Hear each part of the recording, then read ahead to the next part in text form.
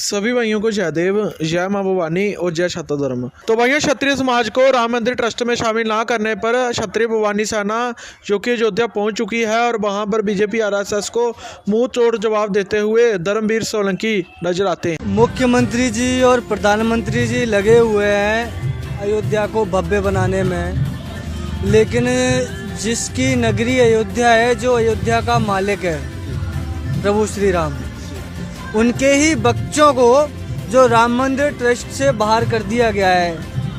और जो हमारे सूर्यवंशी क्षत्रिय भाई हैं, जो 500 वर्षों से बगैर चप्पल के और बगैर जूती के, बगैर पगड़ी के, नंगे पैर बगैर से उसके 500 वर्ष गुजारे हैं। आरएसएस के प्रमुख मोहन भागवत और जो भी इनके ये चमचे हैं, जो मेरी बातें कान खोल करके सुन लें। धर्मवीर सिंह सोलंकी, राष्ट्रीय अध्यक्ष श्री राष्ट्रीय क्षत्रिय भवानी सेना बोल रहा हूँ मैं, और खुले में बोल रहा हूँ। ये भवानी सेना किसी नेता, किसी मंत्री के टुकड़ों पर नहीं चलती, अपनी दम पर चलती है।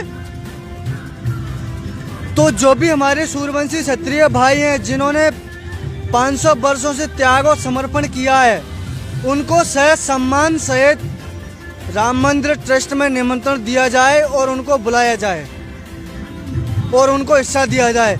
और क्षत्रिय समाज के हमारे किसी भी एक भाई को, किसी भी एक व्यक्ति को इसमें हिस्सा दिया जाए, ये मैं मांग करता हूँ।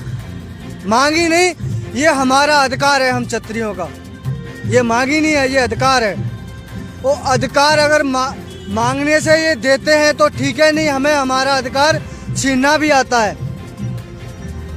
कि वैसे ये कलयुग है, तो मांगने से तो कोई भीख भी नहीं देता, तो ये हमारा अधिकार है। हम हमारा अधिकार कैसे लेना है और हमें लेना आता है। तो ये सरकार है और आरएसएस दोनों ही मेरी बात को कान खोल के सुन लें।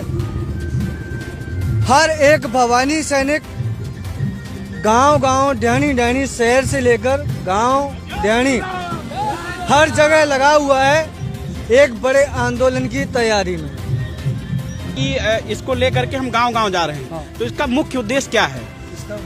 अपने भवानी सेना का मुख्य उद्देश्य है, जैसे कि हमारे महापुरुषों की इतिहास चोरी हो रही है, कौन करवा रहा है? वो भी ये आरएसएस और ये भारतीय जनता पार्टी ही करवा रही है।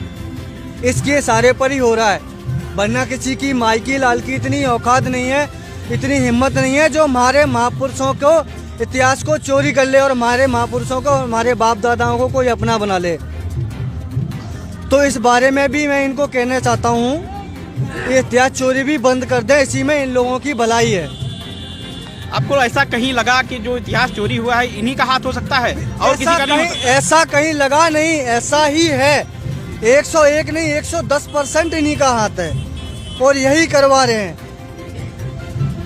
हम किसी पार्टी के गुलाम नहीं है कि हम किसी पार्टी के गुलाम हो। हम क्षत्रिय हैं, अपने स्वाभिमान के साथ जीते हैं और स्वाभिमान के साथ हमारा हक लेना हमें आता है।